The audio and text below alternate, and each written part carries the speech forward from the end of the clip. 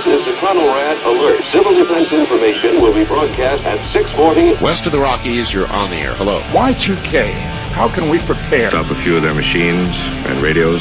Throw them into darkness for a few hours. We are fighting for our lives. My family must survive. Over 5 years, 1,000 gallons of gas, air filtration, water filtration.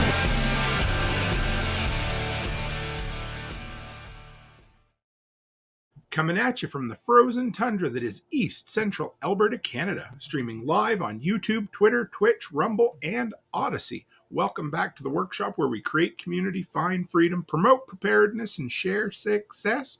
I am Toolman Tim, and today is July 5th, 2023, and this is episode 333 of Workshop Radio. Always love them fun numbers. We're getting there, guys. We are getting there. I hope everybody is doing well. I'm excited. Feels like it's been forever since I've been in the basement dungeon, bomb shelter, whatever you want to call it, new studio, but it's great to be back. It's always fun. I love doing them on the road, but there's nothing like being back in your own studio. So real quick, I got Rob coming on in just a minute. He's a good friend who we met finally at the Thrivalist Fair. He's going to come on and talk about his journey in life and side hustles and being a handyman and the whole works. But before that, we'll get the announcements out of the way and we'll go from there, guys. It's not Thursday night, but we're going to celebrate our sponsor on Wednesday night. Fortress K9, my good brother Joel Riles. Don't forget about him. He has the Protection Dog podcast. He is one of those dudes that is constantly inspiring other people. He has a way about him that he will tell you the truth, whether you want to hear it or not, but he lives the life. He is a success story. He has built his life back up from the ashes, and every time I see that dude, I just smile. Him and his Mrs. Wendy are just great people, and if you're looking to fill your ear holes with more motivation, then add the Protection Dog podcast to your lineup. From there, there's a Reedy Shield. It's actually the biggest deal that I've seen since I've been with or sharing the company's products. They brought me on as an affiliate and I took some time to research their stuff and I really like it. They have a great guarantee they stand behind for their lightning and surge protecting, and the whole EMP thing is just a bonus. But what they have is a 10% off freedom sale that was for July 4th that they extended. It's stackable with my Toolman Tim coupon for $50 off. So grab the link in the description tonight. I'm not sure if it's there yet, but it will be by the time the show is over.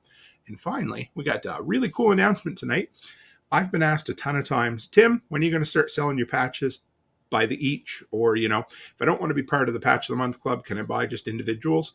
So I finally got around to setting up a merch store over on Shopify. The link is pinned here. It's in the description tonight. And we've got all the back patches on there for $10 a piece individual. You can buy, there's a couple of packs of silver left, and we got the Batrix battery packs that are in there. So it was just kind of exciting. I figured on a nice quiet Wednesday night, I would unveil it, and we'll let people know as the week goes on how it's making out. So guys, with that, I'm excited. Let's bring Rob on. Give me 1 second here.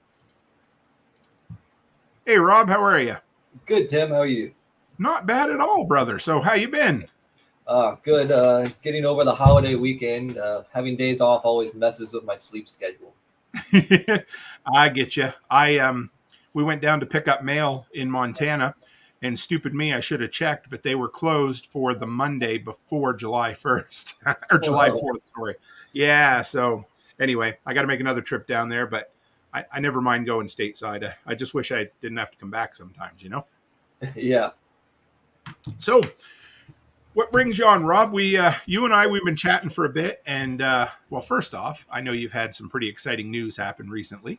That does Tracy know that you spilled the beans in a show yet that she didn't know about? No, not really. She keeps asking if she can go back and listen to that show. I said it's fine now. It is fine. I'm telling you, man, you guys got to know. There's something about getting together in person, but it was pretty neat. Yeah. Rob spilled the beans, and he's like, it's okay to play it because she won't see it. She won't hear it for now. But I was nervous. I talked to Becky 3 or 4 times. I'm like, should I edit it out? She said, no, Rob said it was okay, so let's leave it. So, but I was excited when I saw the picture of you guys in the engagement ring. So can you tell us how you did it? Well, I ordered the ring right before we left for the Thrivalist fair. and I ordered it online through a Canadian company and everything. I just saw the type of ring that I wanted to get, and then I was like, all right, like it says it'll take 2 weeks to get here, so I got plenty of time. I got a whole month, and then like 2 weeks goes by, and I don't hear anything, and then 3 weeks goes by, and they're like, okay, well, we're trying to get it together, but we're having problems on our end, and then it's almost time to where I want to do it. I wanted to try and do it on our anniversary, which was on the 22nd of June, and then it came in like the Friday before, but I didn't think it looked right, so I held back on giving it. We just went on like a normal little date and got some food and stuff, and then I felt really bad that I didn't just go ahead and do it, and was struggling with it. And I looked at the ring again. I was like, I guess it is the right color. It's all fine. So I went. We just had another impromptu date night on a Tuesday night, and went out and went up by Puget Sound and went for a walk. And then I just kind of asked her on the middle of the walk. Aww. I was excited. Becky was excited too. That's awesome, man. So tell me, I guess, who you are, Rob, where you came from, how you came to the workshop too, because I don't even know if I know that story. I know you listened to the Survival podcast, but is that kind of where things came from? Yeah, I heard you on Jack's Expert Council, I think, or maybe one of your first interviews, and then I always kind of had the handyman stuff was something that I always did, so maybe I should start there and then go back. I grew up in southern Indiana. Okay. My dad was he worked on our family farm, and then he also worked construction. Was a heavy equipment operator for a local construction company. And then when he wasn't doing those two things, he would be at our house making improvements and stuff on the house and kind of tinkering in the garage and just normal what your dad in the early 90s did. But I always grew up around that and tried my hardest to run away from it because, when you're a teenager trying to strike out on your own, you never want to do what your parents are doing. At least I didn't want to. So I was trying to kind of strike out on my own. I wanted to move to a city and kind of do an office job or something. That's what I thought I wanted to do. So I went to college for a little bit, and it just never really stuck. Never really got interested in what I was doing in college. So I ended up working a bunch of retail jobs, just taking whatever you can get. And I started working at a Sears and Roebuck, and I was working in the tool department. So that's probably where my obsession with tools really got to take off.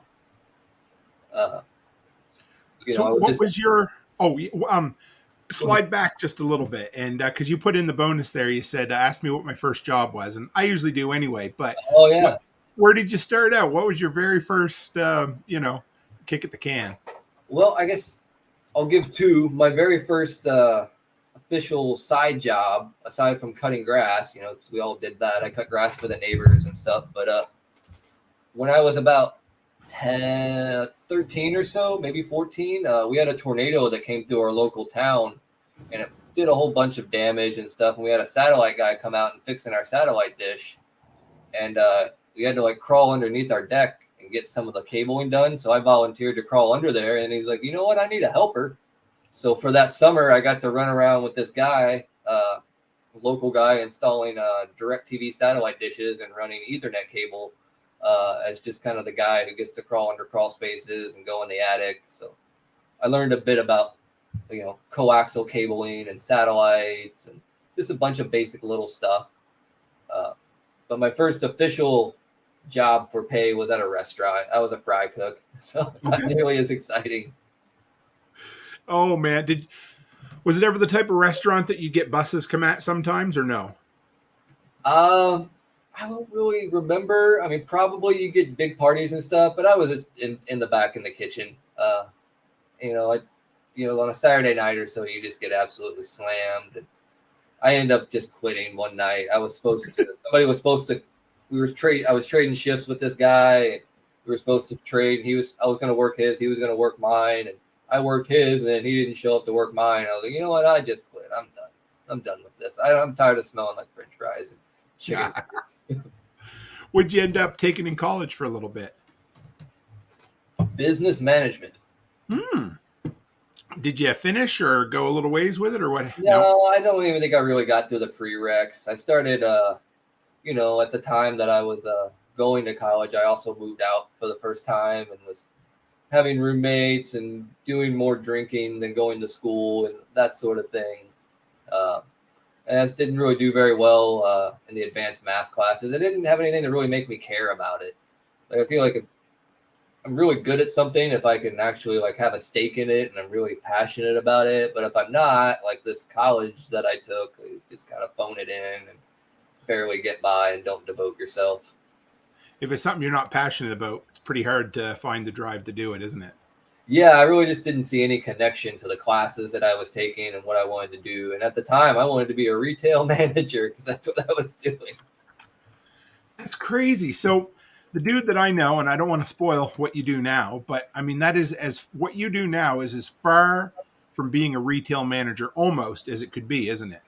Yeah, I guess so. I mean, I'm still kind of a manager, but not in any form of retail. Actually, like from after the retail job, I can kind of go into why I don't work retail anymore. It's kind of making the best out of a bad situation. I just turned 21, and I like to go down to the local Mexican restaurant and have a tequila, margarita on my lunch. And I happened to do it one day when the loss prevention guy was down there. And they brought me back and fired me right then and there. And I just kind of decided that I was done with retail. I didn't really like the customer interaction that I had to do. So I set out to get a job in a shop. And that's when I got my first shop job after that, an auto body shop. So how did you, because you sent me a few questions. And when I saw the first question, it kind of reminded me of me a little bit because I worked in retail, selling tools and lumber and that kind of thing. But I never, like I always worked on my own. You know, I'd have a garden, I'd build things. I did that kind of stuff, but I never thought I could ever do it for a living until I went fishing that time and realized, well, shit, I love being outdoors. I love working with my hands. So how did that come about for you? Because, I mean, you were looking at business management and working at a Sears. And how did you end up, being working with your hands? Well, it kind of like I always knew it was in my blood and in my background. I just tried to run away with it. And then after Sears, I decided to, well, maybe I should actually try it. Like, I like these tools. I like selling them. I think I even had a couple of hand tools and stuff just for doing a few things around the house at that time. And I just got a job at an auto body shop and actually started using the tools. And it turned out like I knew how to use them. Like, and it seems like I take it for granted a lot that I just can like pick up a tool or look at a piece of machinery and just immediately know like how it comes apart and approximately how it works. And getting my first shop job was just proof that like, all right, well, maybe you're actually good at this. So like, they hired me on to sweep the floors. And then within 6 months or so, I've got a paint gun in my hand and I'm laying out primer and I'm doing auto body work with sanding metal and then working with fiberglass, repairing fiberglass, doing total truck rebuilds. Wow. So, we had a little hiccup there. That's okay. So, okay, you had one or two tools leaving Sears. You went to work at an auto body place, which, I don't know, talking to guys, my brother-in-law's a mechanic and he can spend a small fortune on the Mack truck or Snap-on truck. So how did you, what tools did you have and how did you start building up a tool collection to do that kind of stuff? Well, I think the first thing that I had, I think I walked in the door with it, was a 154-piece Craftsman Mechanics tool set. Okay. And I picked it up at Sears while I was working there. They ran a sale on it, and I was there to see the sale, and then I got an employee discount on top of that. So, you get a set of tools for next to nothing. And then I just started acquiring other hand tools while I was there. Like I think I had a good pliers set and maybe a small screwdriver set. And I just walked in the door with that. And then, that Matco truck, he shows up every week and he takes $20 bills. So yep. I was able to kind of start outfitting my tool collection gradually with that. So, doing auto body work, you need a good DA sander. So, I'd start out with the Harbor Freight one and burn one or two of those up. And then I'm like, all right, well, I'm going to stick with this. So I'm going to spend, the $250 on the nice one from the Matco truck. Yes, sir. But you weren't like the young guys that, spent more on the tool truck right away than they would on their rent or their mortgage? No, that was a good lead into what I was going to say. I learned pretty quick what tools I could skimp on and which ones I should invest more money into.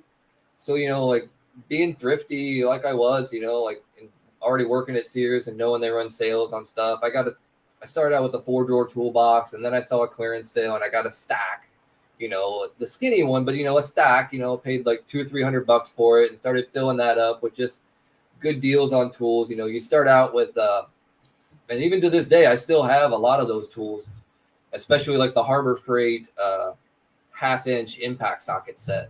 Like those things are still tough as nails. Like, and for like the money and the price difference, if you're not going to use them that much, then they're going to do just as good for you as that 3-4 times more expensive Snap-on set. So how did you decide? I'd kind of go into a caveat here, but I thought it'd be a fun one. How would you make up your mind on, okay, it's time to spend $250 on a Mack truck tool, or you know what, I'm cool with going to Harbor Freight and buying the Pittsburgh or whatever they happen to have? To me, I break it off like how often you're going to use it and how much force you're going to use behind it, and like what are the consequences of it not being good. Like I have a set of Matco screwdrivers, and I did really like those. It seemed like the blades on the Phillips head were a lot sharper and they stayed there, foot longer. And then they warranted them too. So, that Matco guy shows up every week. He wants his money, but I also can throw my broken tools at him every week.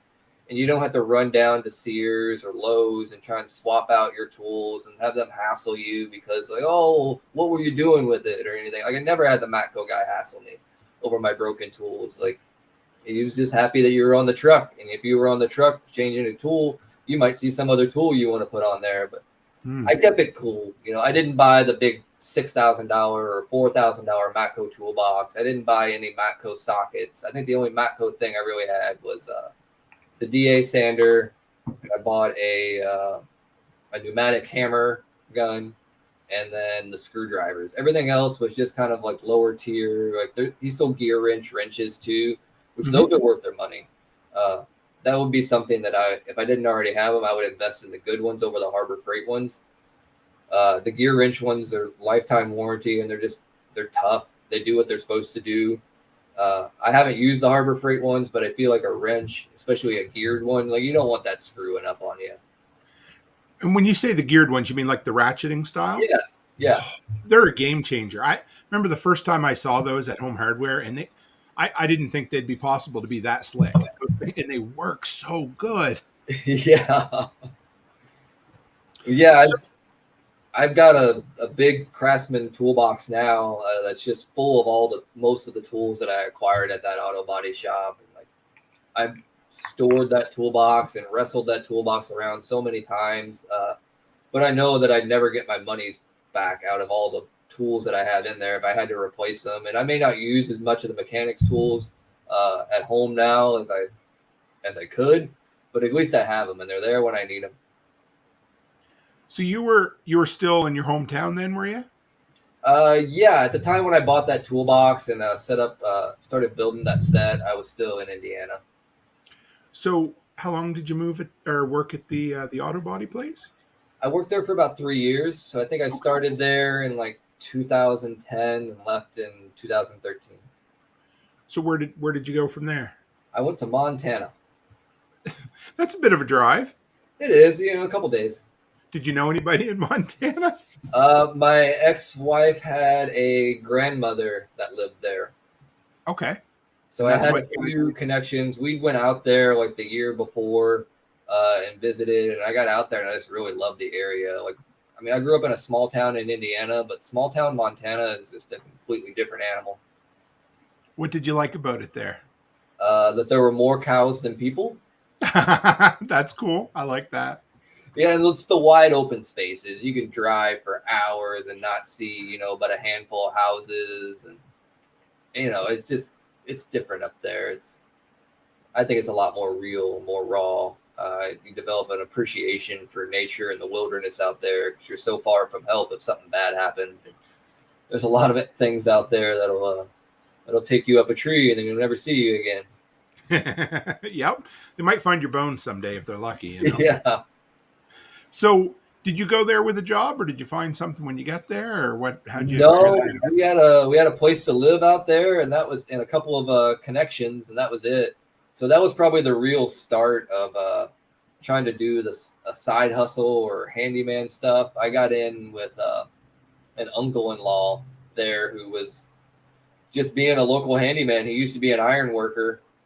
He'd done time in Alaska building buildings and stuff up there, and then he ended up marrying the grandmother-in-law's daughter. There was a lot of divorces and separations there, but he was married into the family that I knew out there. But he was even more handy than I am now, and he was just doing little odd jobs and stuff in the local town we lived in. We kind of had a saying down there in these small towns. There's a lot of work, but there aren't any jobs. Amen. That's perfect. Ain't that the truth? Yeah, because in our particular example, we were 45 minutes from the nearest Walmart, McDonald's, actual town. And there were about 100 year-round residents that lived in the town that we lived in. And they were mostly older couples, older families, that just had a vacation cabin out in the mountains and stuff like that. So there wasn't a whole lot of young, able-bodied people out there to do the little odd jobs that needed to be done. So he'd made a real good name for himself, just kind of taking on those jobs. And he'd gotten in with his grandfather-in-law or his father-in-law, who was an old Norwegian cowboy. He used to work for the Forest Service, and then after he retired from there, he just kind of had some cows and kind of did little odd jobs like that. And he ran a trap line and just traditional Montana wilderness man.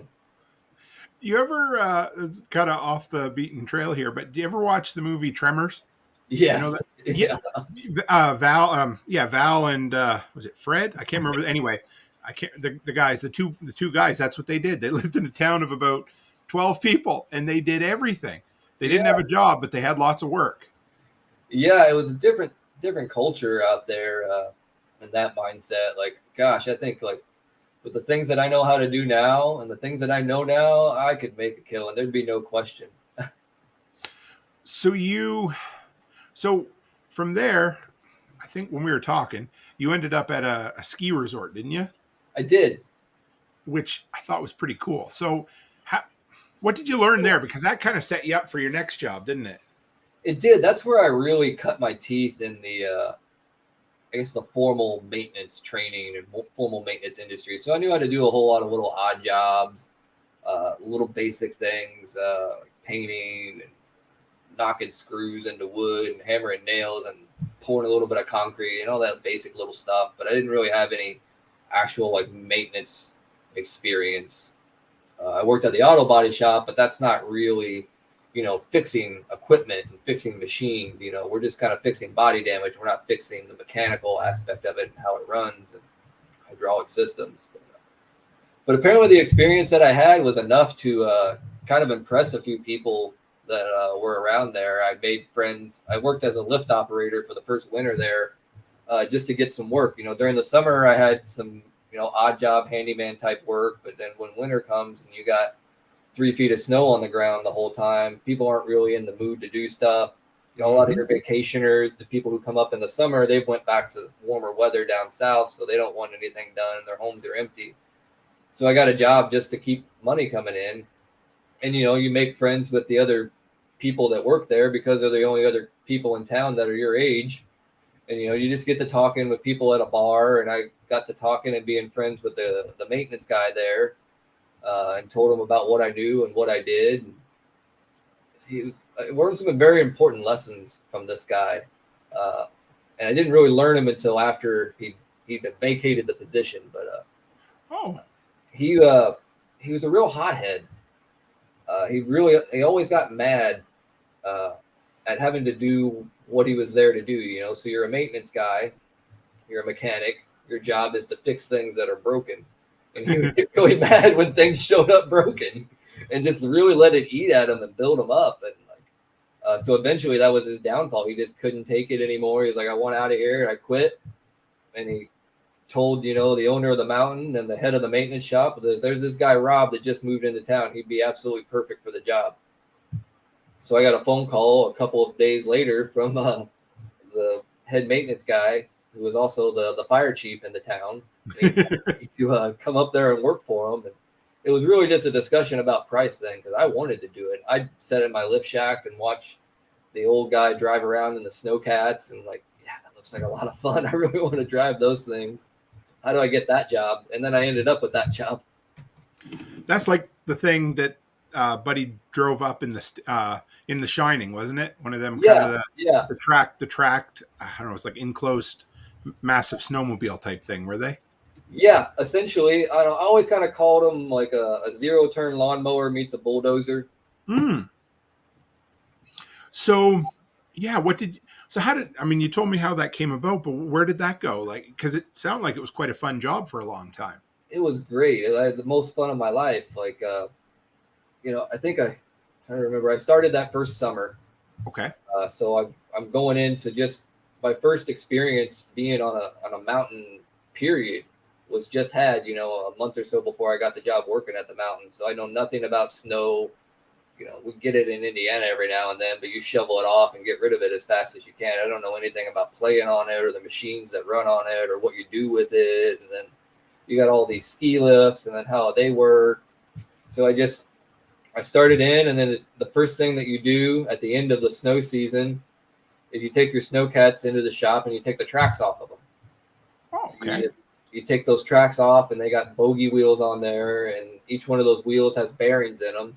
So you got to get the machine up on jack stands. You take each one of those wheels off, you pop the bearings out, you clean them up, and then you inspect them just to make sure that they're good. Because you don't want a bearing to seize up on you in the middle of the winter and have to replace it in the middle of the winter.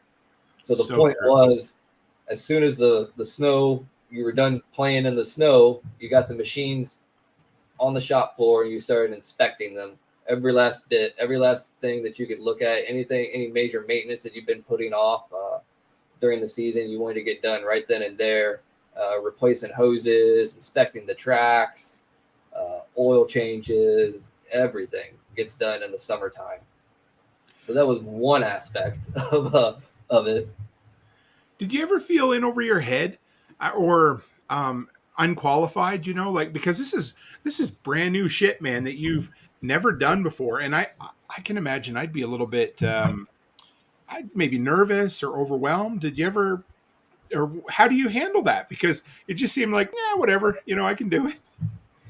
I don't know. I guess it's just my personality type. Every now and then, more so recently than like in the past, I feel like overwhelmed. But in the situation at the ski area, like I had somebody over me that was really, I wouldn't say he was a good teacher or that he was helpful, but he was really knowledgeable and he was willing to share any information. And he's just the nicest guy you could ever ask for.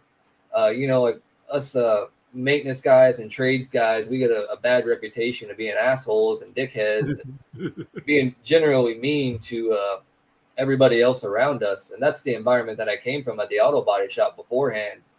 But I get into this situation at the ski area, and my boss is just this nice old man who's very knowledgeable and just willing to get in there and show me real quick how to do something. And luckily for me, like I pick it up pretty quick. So it's like, okay, well, to get the bearings off of the snowcat, first you take the wheel off. And then once you get the wheel off, you pop the cap off of the hub and you start working on that crown nut. There's usually a cotter pin in there. So you get that out. Then you got to find a socket to get the nut off.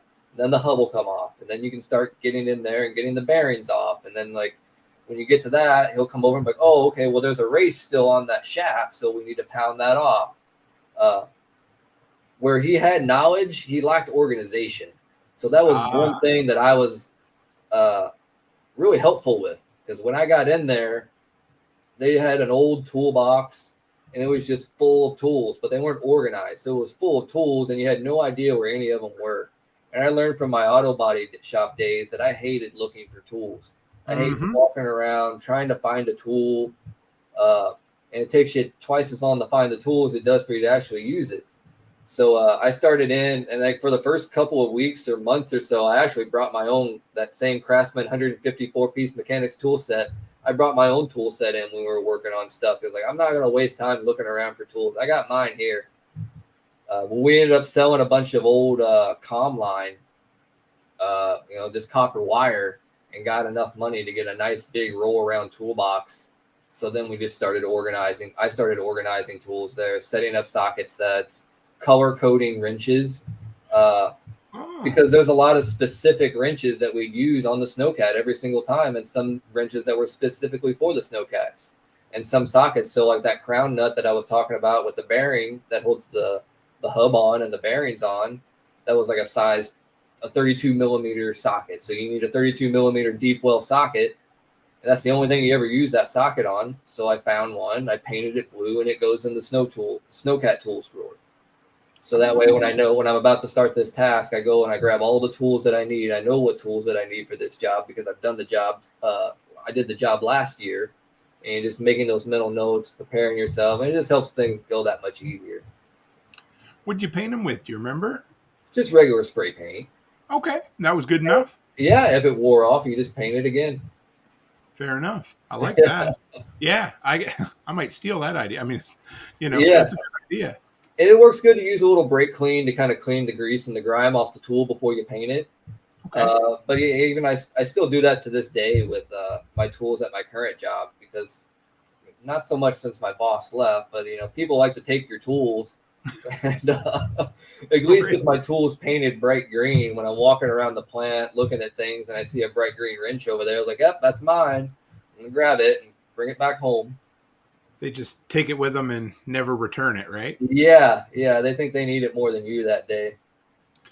So, yeah, it kind of sounds like you were like a step-by-step kind of guy. If you've got something in front of you, you kind of take your time and take it apart, do you? Yeah, and just kind of like start with what you know and keep pushing until you don't know something. Google and YouTube wasn't as prevalent back then as it is now, but still, you just like go until you don't know what you're doing anymore, and then start Googling stuff and trying to figure it out. I wonder what makes, because you said the guy that preceded you was, he'd get mad when he had to do maintenance work, and I remember my uncle from years ago, he is a diesel mechanic, or like a marine mechanic, and he would rip and tear things apart, and like he could fix anything, but the problem was he didn't organize anything. So he'd tear everything apart, and then he'd spend 4 days putting it back together and getting madder and madder and madder. And I wonder why, because it seems like your personality type should tend toward maintenance more than the people that normally do. Do you know? Yeah, I know. I must say that I am a little weak on the organizing your parts department. Working at the body shop definitely kind of helped give me an appreciation for it. We'd just get a container to put all your bolts in. But I've seen pictures on the internet of guys taking a piece of cardboard and like put holes in there and labeling each and every bolt. I don't quite go that far, but I do usually try and find a box to keep all that stuff in, and then making those mental notes or trying to keep my parts organized is a struggle still. It happens to all of us, especially if something has to sit for a while, Oh yeah, that's the biggest thing. If I know I'm going to be working on something for a long time, I really try and take that extra effort to at least make sure everything's together. And at least that way, when I get back into it, I can decipher where I left off. Something I really hated doing was having to jump in the middle of somebody else's project, because you don't know what they got torn apart and where they put the parts and stuff. I'd rather just start something and then see it all the way through. Oh, absolutely. Yeah, I don't know. I try to take, especially if I'm going to be working, if it's something odd I've never done before, I try to snap pictures as I go along. And that seems to be, like the other day I was doing electrical and there was extra wires coming into the box, I thought, I better take a picture. And I thought, no, I'll remember. But no, I took a picture because if I hadn't I would have totally forgot, Yeah, I've gotten burned on those fronts a lot before too. Taking something apart and then not getting pictures. I just finished up a task this past week. And it's the second time I've done this job, so it went a lot smoother than the last time I did it. But I got burned really bad last time by not taking pictures, and I saved my butt so big on Monday by having pictures. Oh, that's a good feeling, eh? Yeah. I was really hoping to get it right the first time, because we were looking at the pictures when we were putting this thing back together, and then we go to test the mixer, and it's just not doing what it's supposed to be doing. And then we go back and we're staring at it and looking at it. I pull up the picture again, and I was like, dude, we got this completely backwards. We got to take it all apart again. Doing the King of the Hill thing where the boys are all standing there looking under the hood of the truck, and nobody knows what's wrong. They're just staring there thinking something will pop in their head eventually, eh? Yeah, that's about how it went. I was looking, trying to make theories about this, that, and the other. I was like, I'm just going to look at the picture again. Yeah, we can go into that a little deeper. It's quite the project, and we can kind of save that for when I get to the current job. Sure. Yes. Something I always like to ask people, and I think you can find something about a person, but what was your worst day ever working? Because for a kid or a dude from Indiana who saw the occasional bit of snow, I'll bet Montana winters kind of sucked, or at least, they maybe were different for you. You know what I mean? Yeah. So what was your worst day ever, man? I think most of the worst days on the job came from the mountain, because just the elements and the situation that you're in. I had a couple good ones I'll rattle off. Like my very first, most of these happened after my very first year there, because after I was there for a year, we made some changes to keep these things from happening. Nice. But I ended up blowing a hydraulic hose on one of the snow groomers right at the top of the mountain. And the way that this mountain was oriented, the main run right at the top of the mountain that came off was right in direct view with the center of the lodge. So you have everybody in the lodge, they look out and they see this mountain, and there's this big run right in the middle of it. And that's where we blew a hydraulic hose. And we used the red hydraulic fluid. And there was a streak of hydraulic oil. It must have been like 30 feet long, just right on the top of the snow up there. So, and then having to get that machine off of the mountain. So I kind of learned a lot about hydraulic systems when I worked at the ski area, because those snow groomers run off hydraulics primarily. You have a diesel motor that's powering a hydraulic pump, and then you got hoses that go throughout the machine to make all your functions work. The particular hose that we blew on that occasion was just one of the hoses for, I believe, for the arm that raises the tiller on the back up and down. So it wasn't crucial to the machine to be able to use this hose. So we were able to just cap it off at the block, the hydraulic block, and then we were able to just drive the machine down the mountain and then get a hose and swap it out. But after that experience, I took over, inspecting the hydraulic hoses at the end of the season, and then just looking at every single hose on the machine and looking to see if it looks like it's oily. If it looks like it's wet, that means it's weeping, it's leaking somewhere. So we should go ahead and replace it now while we have the chance. If you're seeing that rubber wear away from the hydraulic hose and you're seeing the metal weaving, the metal banding underneath, that hose could blow at any moment. So we need to go ahead and get that replaced. I know in the oil patch, hydraulics did not like -40, or even -30 was bad, Yeah, everything just starts getting really brittle around 20 below. You start the textures of steel and rubber really change when you get down that low. Oh, it's nasty. And then I suppose, did you lose enough hydraulic fluid that you had to top it off once you capped it off too, or were you lucky with that way? I don't remember. We probably hauled 5 gallons or so up there to dump in there. Those tanks, they hold quite a bit. I think they hold like 30 gallons or so. So it's really just, there's usually a leveler in there that kind of, it's the idiot light indicator that'll come on and tell you like, hey, there's not enough oil in here for me to safely operate. So just knowing where that stuff is and having plenty of oil on hand. So you said you put some processes in place to kind of stop. I mean, obviously you talked about inspecting the hydraulic hoses, but were there other stuff that you guys did? Because I love talking about prevention. Yeah, well, it's like when you're in that mountain setting and with the harsh climate of the wintertime, you got to make sure that you're doing anything and everything possible during the summer.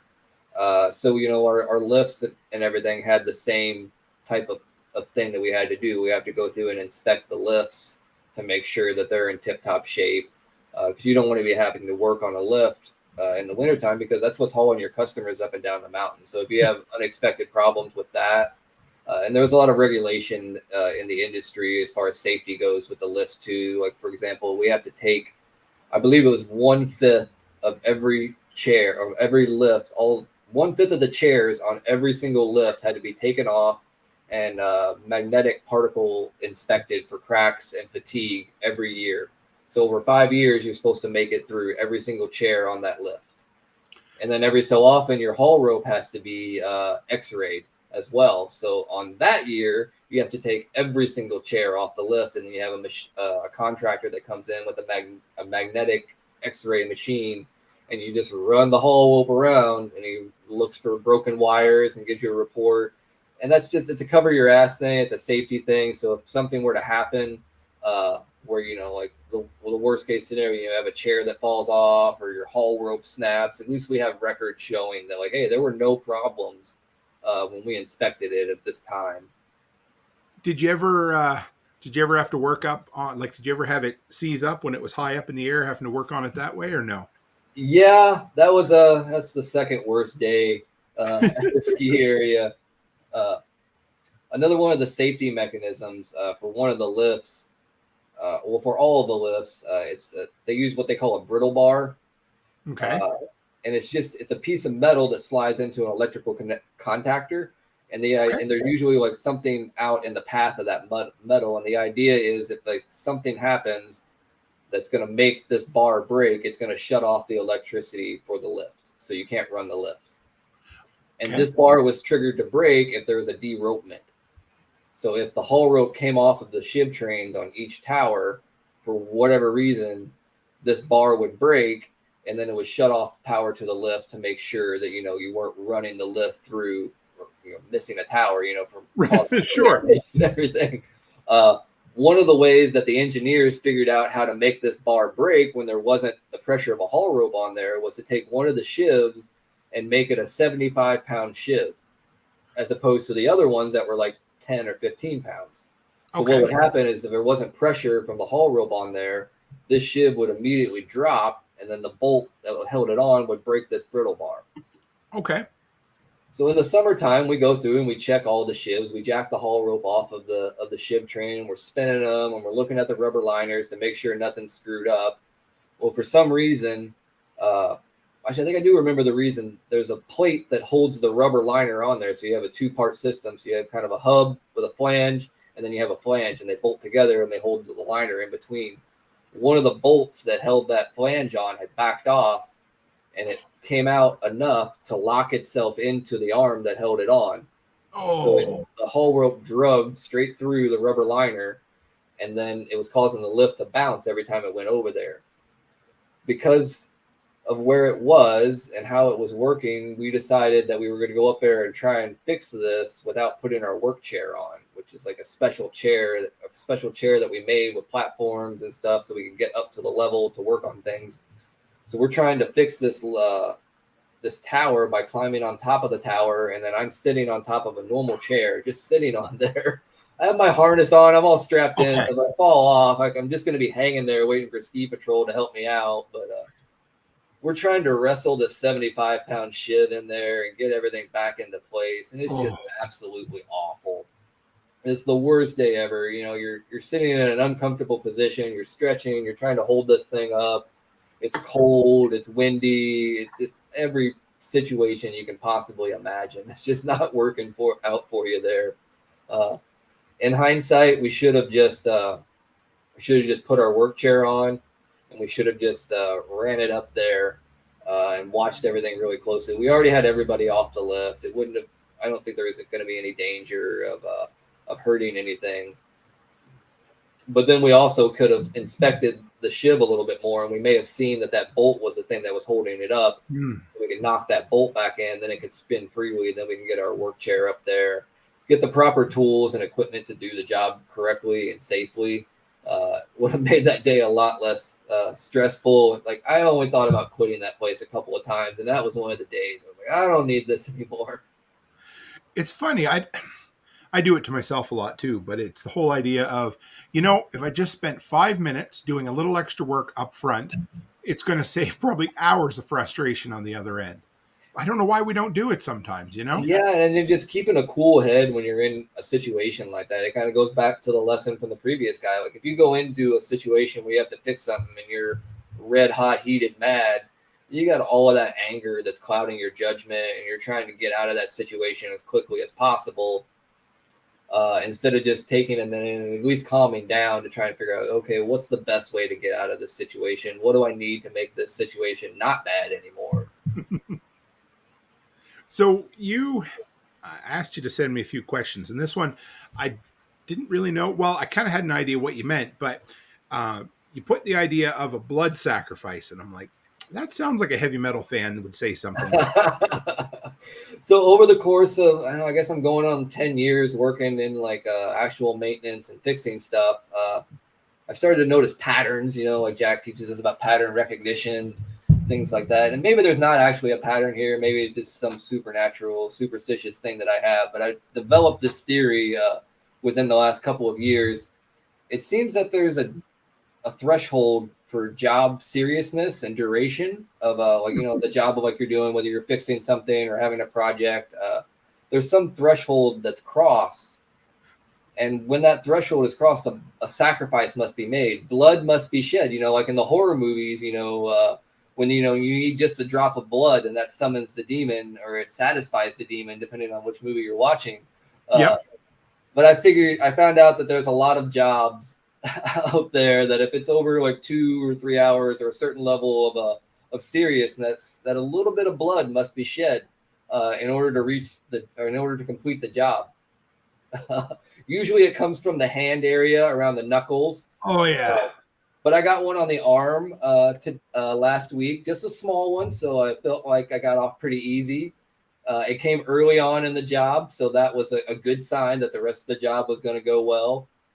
And I've noticed the pattern would be like the job is going really crappy. Things aren't really going great. Crap, I just busted my knuckle or cut my finger.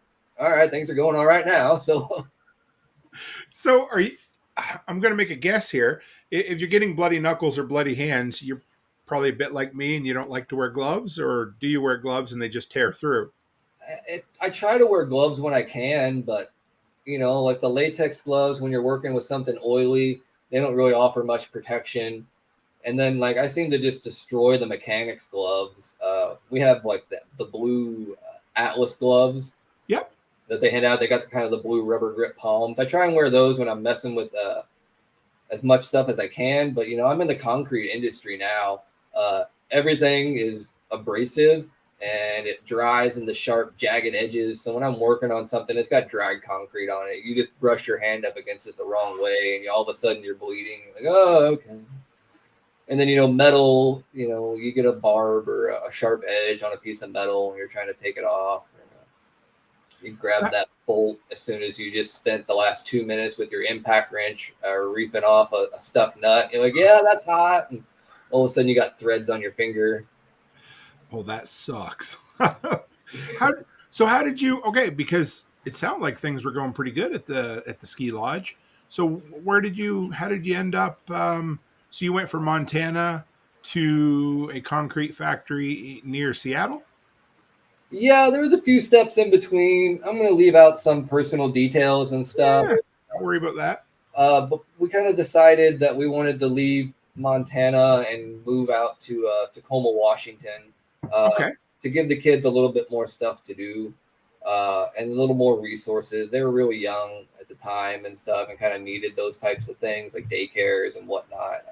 So we decided to move out and do that. And I actually quit my job at the ski area to be a stay-at-home dad for a few years because the kid's mom had her own business and it was taking off really well. And that's just kind of what I needed to do to step up at that time.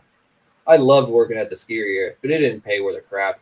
I remember one time I went to talk to the owner. I wasn't even there to talk to him about money.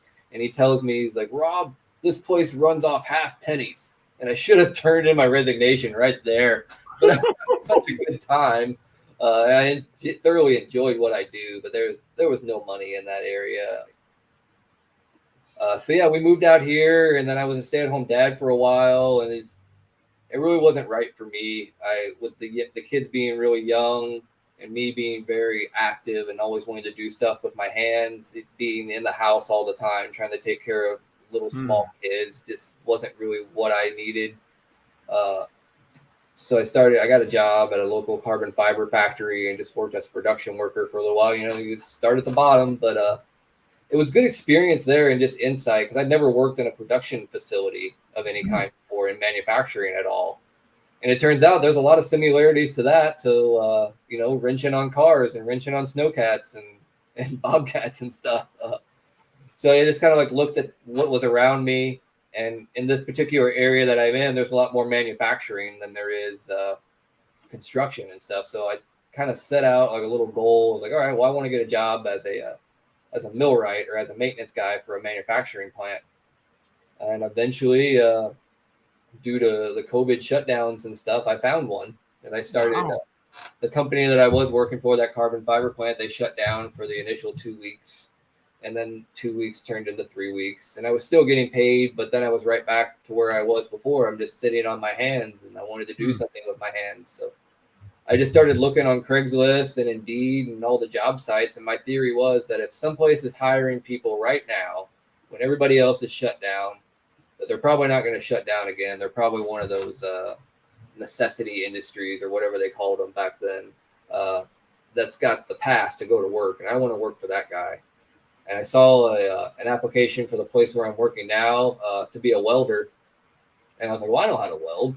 I can weld good enough to get in there. And then they just want an entry level welder. So like I can get in here and I can kind of build up my welding skills. I like welding. So I applied for the welding job, but then, I used the ski area as my experience.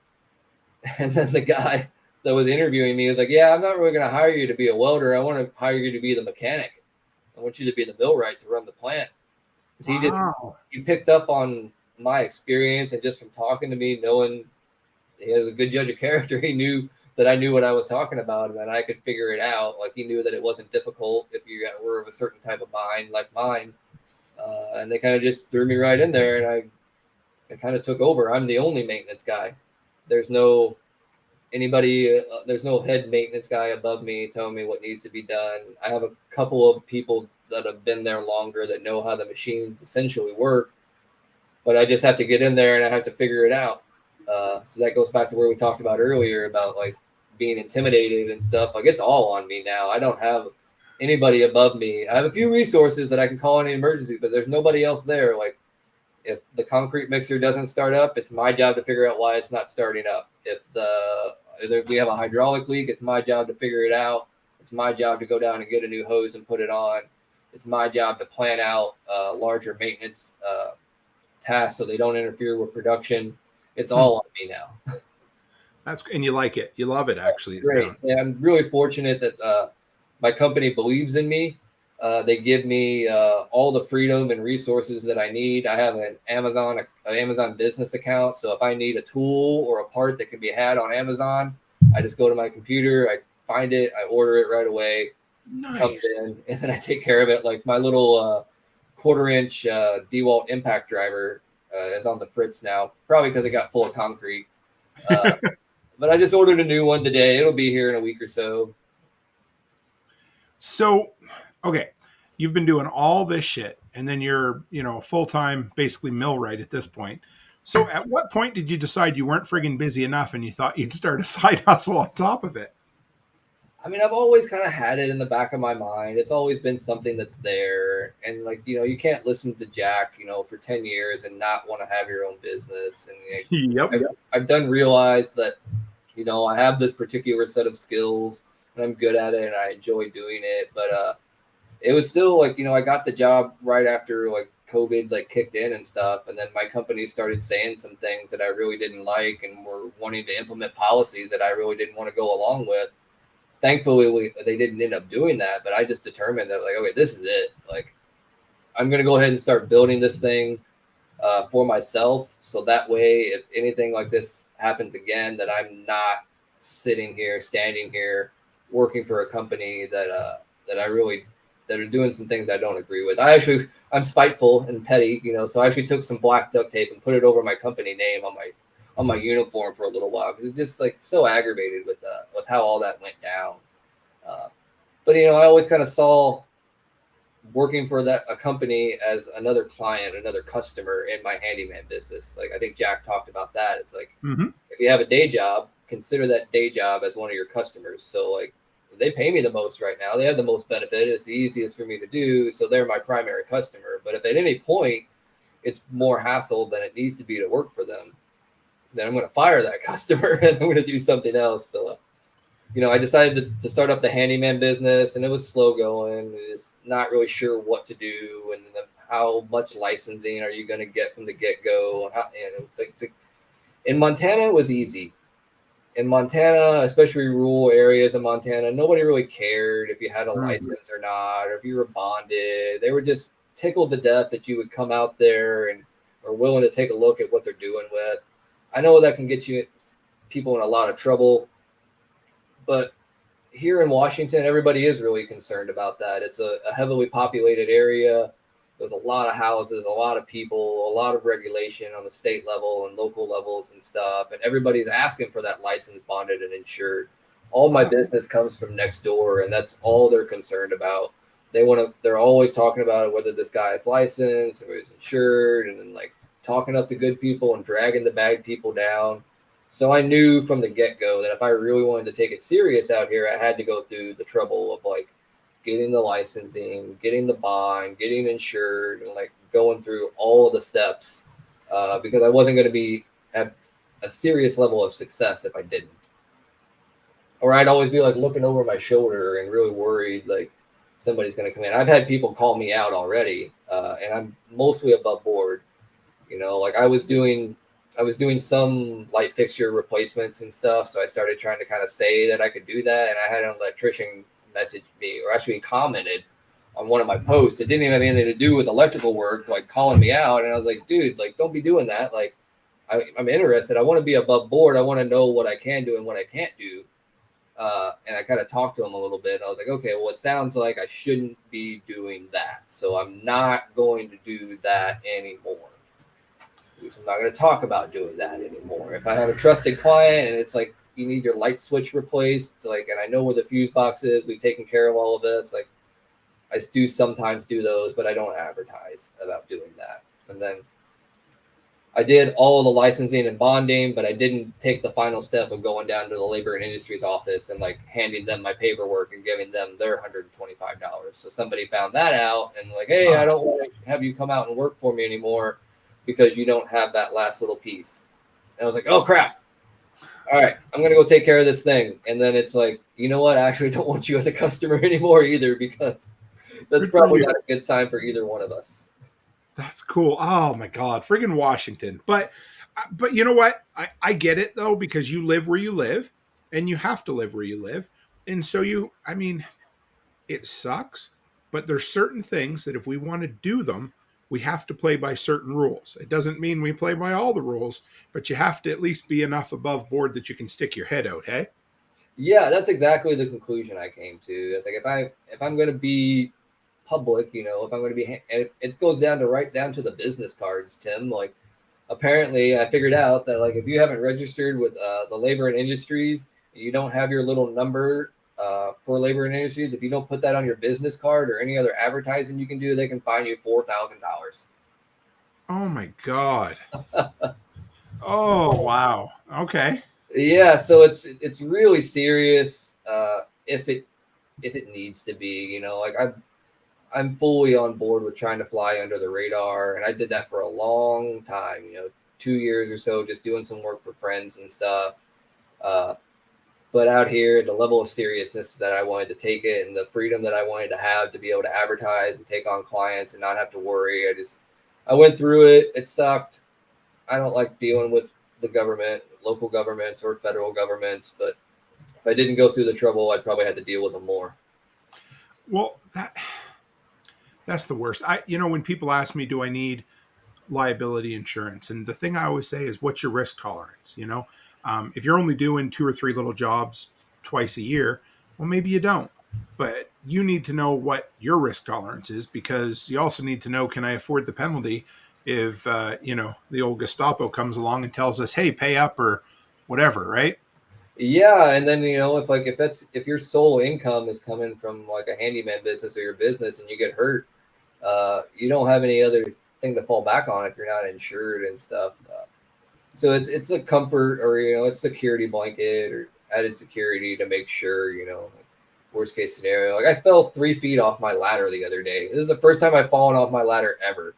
And the worst part was I had a thing of paint in my hand too, and it spilled the paint everywhere. Oh, were you working at somebody's place? I was, yeah. And I was Shit. repainting a porch, and then I kind of was up on the ladder and I was painting and I was coming down and I just missed a step and then down I went. And then like I got paint on the siding now. Like, God. But I'm determined that I hate painting. I'm willing to admit that I fully on hate painting. I need to stop taking those jobs.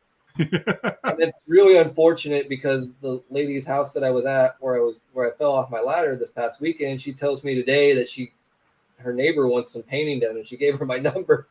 Shit. It happens. So, oh man, I'm gonna have to give her a screw off price, to try and really make it sure work. it's high because I've given a lot of them screw off prices and people are like, "Yeah, go ahead, I'll do it." Yeah, I always got to make it worth my while. But that's the screw off price is kind of a way that I got into doing one of the handyman jobs that I do a lot is cleaning moss off roofs.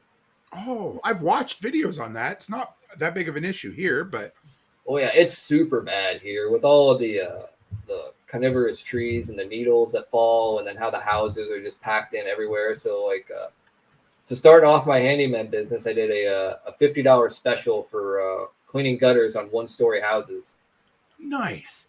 So I got like 10 people that hit me up on that, and then that's just like you talked about it. Like that's just a way in the door. Like okay, well. I had some people ask me immediately if I could clean the moss off their roofs, and I had other people like, okay, well, what else can you do? And like just getting your foot in the door there. But I had a customer contact me before I started the handyman business. It was an office building, and they wanted the roof cleaned off with moss. And I'd never done it before. I had no idea what to do, and I'm just like, pressure washer? Question mark. And I'm going to Google it. I just looked it up. Started reading up on it. Pressure washer is not what you want to do. Never pressure wash your roof.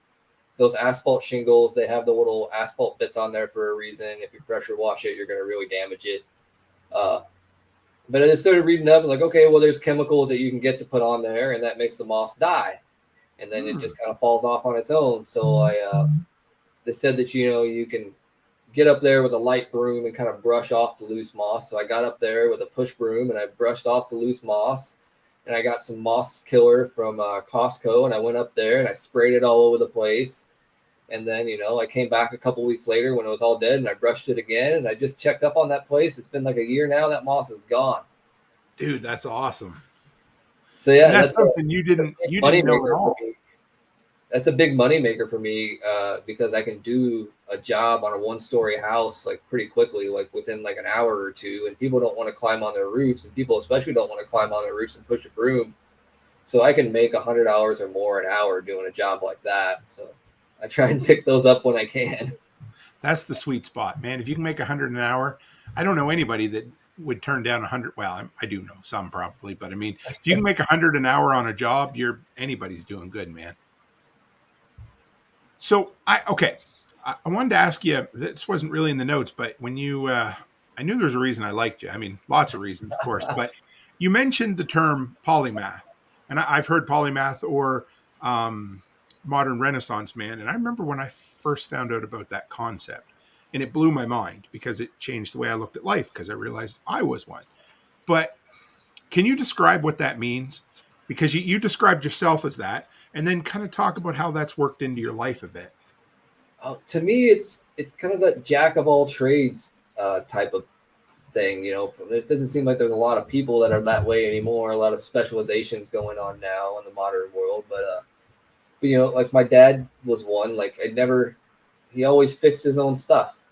Like if he had any sort of problem that needed to be taken care of, any sort of thing that was broken, he just got in there and fixed it. But then he could also operate heavy equipment. And he had his weaknesses, and I think I kind of share some of those, like with technology. Like I kind of got out of the messing with computers a while back when I started working with my hands more, so I'm not as strong there anymore. But I can work my way around it. But to me, it just means that I can do a little bit of everything. I excel at a few things and don't excel at others. You can do a few. I'm a jack of all trades and a master of few. There was another term in there too I can't think about, but it's just meaning that, like, you know, you got proficient knowledge of how to do a lot of different things. And that's helped me out because I run into a lot of different problems, whether it's a plumbing problem or a light electrical problem, like in my current job. Like, I got to know how to handle everything. And then, you know, we have forklifts that run off batteries and forklifts that run off diesel or that run off propane, and one that runs off diesel fuel. So being able to troubleshoot those things and just knowing different systems and processes. And I don't know, and having just, I don't know, I take it a lot for granted, but just like the level that I understand stuff and can think things out at my job is very highly valued. I'm getting consulted a lot as a consultant on, like, okay, well, like, this isn't necessarily a maintenance thing that needs to be fixed, but this is kind of an infrastructure thing. We're kind of planning out how the layout's going to be. What are your thoughts on this? Or I'm talking it through with other leads. Of a good example is here recently. We put our product on these stack racks so we can stack it up. You know, it's got to cure for a couple extra days before goes to the next process. And we had a lot of issue with the pallets of rocks getting set too far in, and then they hit each other when they're moving around with forklifts. So we decided to lay out a grid pattern on the floor in our production facility so they'll be able to set their racks down on this painted line. And if they do that every time, there's going to be adequate space in between each rack system. So we're going to minimize the damage that's happening to our product in the facility. But I was a big part of that discussion, you know, this last couple of days. Like, okay, well, like, what's the measurements that we need? What areas can we go to? What areas can we not go to? And just having a good level of understanding of how the plant works and the infrastructure inside the plant, the access. It's very valued, I suppose. How does a person figure out that you're a polymath or that you're, you know, a modern Renaissance man, that type of thing? Oh, I think somebody else has to tell you that's what it is. That's what I'm getting at, yeah. I take, again, I keep saying take for granted. I take for granted like the things that I just know how to do that's simple for me. I can just walk in and, like, I may not know what's going on when I get there, but by the time that I leave, I have a good idea of what's going on and a solution on how to fix it or how to get it going again or how to improve this problem. But I'm wondering if I can turn, like, the handyman business into more like a consulting type business where, like, people will come to me when they're looking to get repairs done on their house, and I can give them a direction to go, and then somebody else will do the work. So that frees me up. I'm getting paid for my brain instead of my hands, and then I can focus more on my own property and building that out. That'd be cool. Let me pick your brain on one more thing here. You talk about when you look at a machine, like figuring out, you know, you might not know what's wrong with it when you start, but by the end of the day you do. Do you have any kind of process for troubleshooting? Because that's a tough one for some people. You always got to start with the simplest thing first. Like, I've gotten burned a few times because a stop switch has been in. Yeah, I understand. But yeah, it's like on these electric forklifts that we have, the way that you lift up the hood to charge the battery, you can kind of hit the stop switch on the controls. I've gotten calls because there's no power to the forklift, and I go over there and I sit down, you turn the key on, nothing comes on. You start flicking switches, like, all right, well, the lights are still working. I still have 12-volt power, but I don't have, 36-volt power. And you just start looking around and like, oh, okay, stop switch, pull that out and good.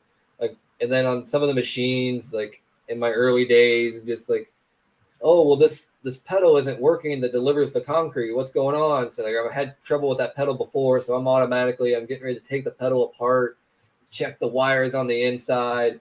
I pull it apart, I look at it, and it's all fine. And then I call in for reinforcements, and he walks over and he pulls the stop button out, and everything starts working. When you call tech support and they ask you to make sure the power's on, we all laugh. You're like, yeah, the power's on, but like sometimes it's not. So starting with the simplest thing and working your way forward, and then starting with what you know, and going forward from that too. If you know, like the example with the foot switch, if like I know that I've had problems with this foot switch before, I might have problems with it again. And if you look at it and you see the cord is all spun in a spiral because they're moving the pedal back and forth and it keeps getting wrapped up, you're like, okay, well, maybe I have a wiring issue because these wires look like shit. There was another instance too recently. I'm trying to think of another good example, but again, it just all comes down to starting with what you know and go until you don't know it, and then taking what you know from what you don't know. and, you know, because everything is connected, everything moves together. And if you know the right things to Google, you can kind of figure out a lot of stuff. I've learned my limits of Googling at this job because we use a lot of specialized equipment. Like there's not YouTube videos on how a Wigger concrete mixer goes together. Sure. but you can take what you know and kind of bring it out there, you know. There are a few videos of it spinning around, so that was helpful, and I got to see what it's actually supposed to look like. And a lot of the times at this job, there wasn't anybody there explaining to me every step of the way, so you got to figure it out or you're not going to succeed. So do you ever call somebody in from the outside or rarely ever? It's rarely ever. A lot of those guys like to charge a lot of money for you to talk to them on the phone. We have an automated production line, and those guys are like, I think it's like $250 a minute to call those guys. So if we got to call them, we got to really make sure that we really need their help. But sometimes, like, there's so many sensors on this equipment that if one of them gets hit and it's malfunctioning, or one of the main relays or switchboards inside the electrical control panel just decides that its time is up, you know, you got to call and figure out what's going on. And then there's some things that we have outside contractors do, you know. So like with our forklifts, we have a company that comes in and does most of the bigger services on them, whether it be preventative maintenance or whether we got like issues with the lift. I have one right now that it's one of our biggest lifts that we have. It's a 12,000-pound electric forklift. It's got a 72-volt battery inside of it, and it's the size of a desk. But there's an inverter underneath the battery that just went out on it. And the reason I knew that there was a problem is you got on the lift and you could drive it forwards and backwards, but none of your hydraulic functions worked. So you could hear the motors trying to wind up, and then they would just shut down. So I red tagged it. I called the service guy. I was like, hey, you know, how's it going, buddy? I never call you when things are great. So guess what? I just told him to come out when he got a chance. He came out today. He's like, yeah, it's that thing. It's screwed up. I'll order one. We'll get it in. And then another example is the plant I work at. We use a lot of compressed air. In general, you know, for air power tools. And then we have vibrators that are vibrating the concrete. And then we have air cylinders that are moving parts and stuff back and forth. And we have suction cups that use compressed air to create a vacuum seal that we can lift these concrete blocks up with and move them around. So we use a lot of compressed air, and we have 3 air compressors that power the plant. We have 2 air compressors that are kind of the main ones, and we have 1 backup. Okay.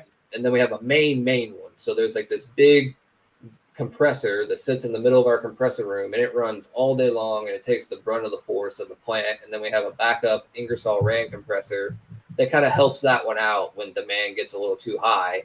And then we have another backup compressor that just kind of sits and chills in the corner in case one of those other 2 go down.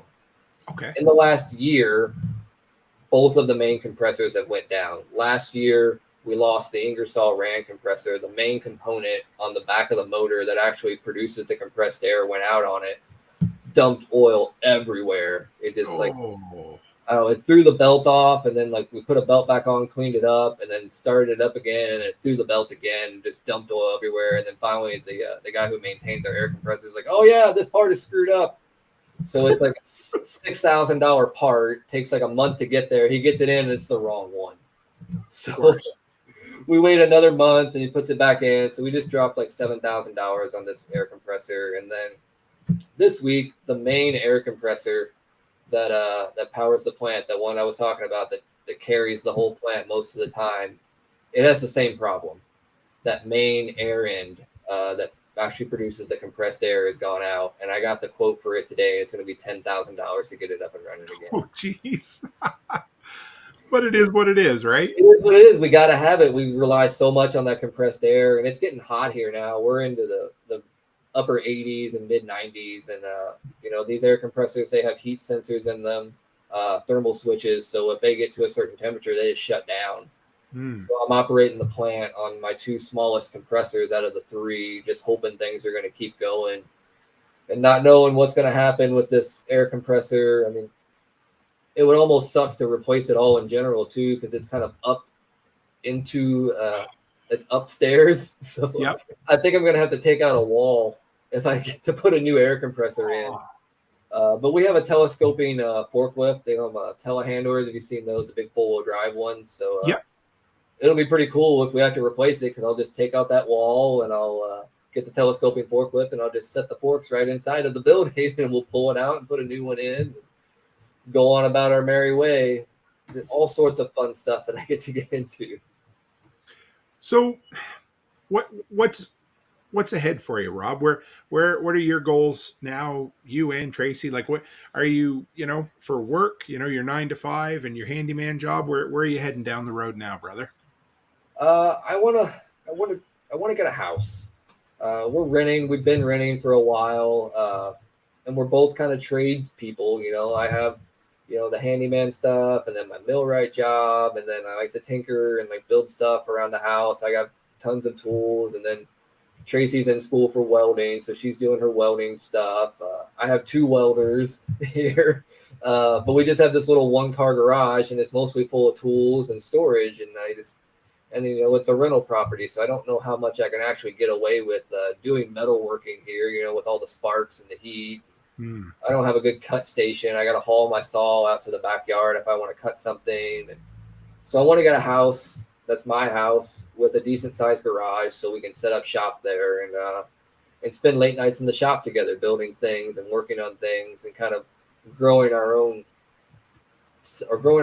and growing our own businesses instead of working for somebody else. But I know from past experience that when you're applying for a mortgage, that self-employment income is factored differently. Yeah. So it's important that I keep this day job for now. And it's really great that they treat me so well and they've been taking good care of me. So it's not a hard sell. It's just a long drive and you're working for somebody else. You said 9 to 5. It's more like 5 to 5 for me. Oh, yeah. Okay. They're really flexible with my schedule. So I try and get, my 40 hours in 4 days. And that gives me 3 days to work on the handyman business. Nice. So yeah, the plan is we're going to get married and then keeping our nose to the grindstone, try and find a piece of property to buy that meets our qualifications. And then after that, hang on at the day job as long as I want, and then start growing that handyman business. Tracy should have her welding certifications by then. She may get a welding job. She may start up her own welding business, doing artistical work or whatever she feels like doing. So we got a lot of different directions we can go, but it all kind of centers around getting our own property. Have you looked for much yet? Yeah, we've been looking pretty hard. We almost bought a place back in October, but it wasn't really the right scenario. It was a bit more than I wanted to pay. It didn't have a shop. It was only like an acre or so of land, and it was in like a triangle. So it got skinnier the farther back we went. My commute to my day job was going to be more than I was really wanting. It would take me across the toll bridge. So I'm looking at extra money going to work with gas and tolls and a mortgage that I could probably barely afford. So we backed out on that. And then we kind of just been waiting for prices to come down out here, but they're insane.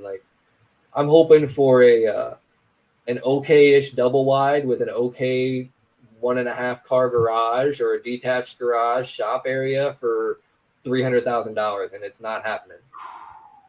Man, everything either it's there's some nice modular homes out there. They've already been improved, but they want $400,000 for it, or $450,000 if you start looking at places with a decent sized shop and acreage. And we had one that was really nice, but it was just outside of our budget. It was a beautiful shop, Tim. It was a 3-bay shop, 10-foot doors, concrete floor, insulated. It was bigger than the house. I was like, oh man, if I could afford this. But, just too much. Yeah, it was just too much. Well, man, I appreciate this. I remember when I first brought this idea up when we were talking there, you were worried you wouldn't even be able to go an hour, and we went almost an hour and a half tonight. So you did good. Yeah. Once I get going, I keep going, but I consider myself an introvert. It's kind of a stretch for me to kind of get out here and even go to events and do things. But if you get around people that are like-minded, and if you get me going on talking about tools and then working with my hands and the things that I do, I can talk all night. So how can people follow up with you, Rob? Or, I mean, if they're local, they can hire you for handyman. But if they want to pick your brain or anything, what's the easiest way to kind of follow you? You can just get at me on Telegram. I think my handle is like Rob of the Volcano on Telegram. I'm in the Telegram, Tim's Telegram group. Just message me. Again, introverted, probably won't reach out. And you're good at making friends on a whim. You reached out to me though, Rob. I guess, but I've been listening to you. We kind of had, and you kept asking for questions. I'd message you for questions a time or two, so I figured I had my in already. I loved it because you just kind of sent me this quiet, shy little message like, hey, my girlfriend and I are going to be at the event. If you happen to be there, well, we'd love to, meet up or whatever. And I was like, dude, I got to find him when we get there. This is awesome. It meant a lot to me. So yeah. And I know it's tough sometimes, right? Yeah. Yeah. But no, I appreciate it, man. This was a lot of fun. If, when you have some more changes down the road or you build something a little different, we'll get you to come back on, tell some more of your story. Yeah, anytime. There's many more tales of the maintenance guy to be had. I couldn't possibly tell them all. Well, that's all right. Yeah, save up some stories and come back on. We'll tell some more tales, man. Yeah, for sure. Right on. If you want to hang in the back for a sec, I'll close up and I'll be right back with you. Yeah, sounds good. Well, guys, I hope you enjoyed that. This was a lot of fun. I know it was a different night than we're used to. It was Wednesday night, but I forgot to thank Rob for this. But I had him booked for Sunday evening, and then I double booked myself by being involved in the fundraiser for Jenny Hill. And Rob was more than gracious enough to move things around.